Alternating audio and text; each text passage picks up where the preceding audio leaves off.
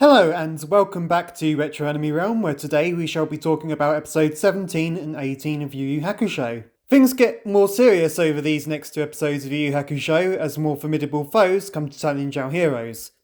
Biako was arrogant and allowed Kuwabara to outsmart him on two occasions. Using his spirit sword repeatedly for Biako to gobble up the energy was a risky strategy from Kuwabara and meant that he pushed himself to the very limit. In the lava pit, Kuwabara should have lost, but once again used some quick thinking to outsmart his beastly opponent. With all means of escape closed off and with nowhere to run, using the spirit sword this time as a pole vault to deliver the decisive blow was an ingenious one.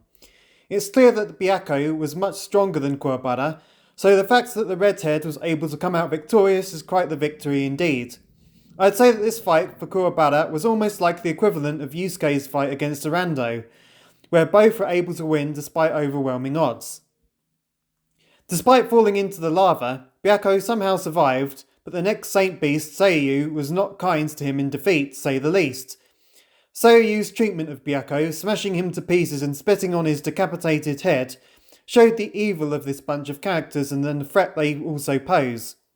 This also proves a rather bizarre moment, as we as the audience and our protagonists then suddenly have sympathy for Biako, who was once the enemy mere moments before. Hiei easily dispatches of Seyu, however, showing how strong his abilities are as he barely breaks a sweat.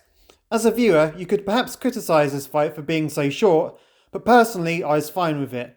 I feel it helped the pacing of the arc, and that adding another episode to this fight would have caused things to drag a little. Kurama also mentions that Hiei seems to have softened up as a result of seeing Yusuke and Kuwabara's camaraderie and being influenced by it. Hiei appears much of a loner, so perhaps he's just content being part of a proper team. There have definitely been some changes regarding Hiei since his first appearance. As stated previously, he wasn't supposed to be a recurring character originally. It's noticeable that his character design has been altered a little, with him having softer eyes making him look less sinister than he used to. You could say that Hiei's change of heart is a bit too sudden, but honestly it's not too jarring and appears to have been handled correctly. With Seyu out the way, only the Saint Beast leader Suzaku remains.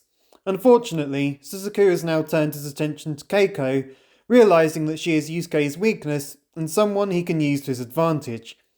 Botan is now having real trouble keeping things under control in the human realm, so will Yusuke and his gang be able to put a stop to things in time? In conclusion then, these episodes are more great fun, and I must say that the Saint Beast arc is really helping to show the potential of what is to come in Yu Yu Hakusho. At the moment, one of the aspects I most like seeing is Kuwabara coming through despite being in over his head. It will also be interesting to see just how powerful Yusuke is when he goes up against Suzaku, and to see the results of his training. Anyway, that's it for these two episodes of Yu Yu Hakusho. Speak to you again soon.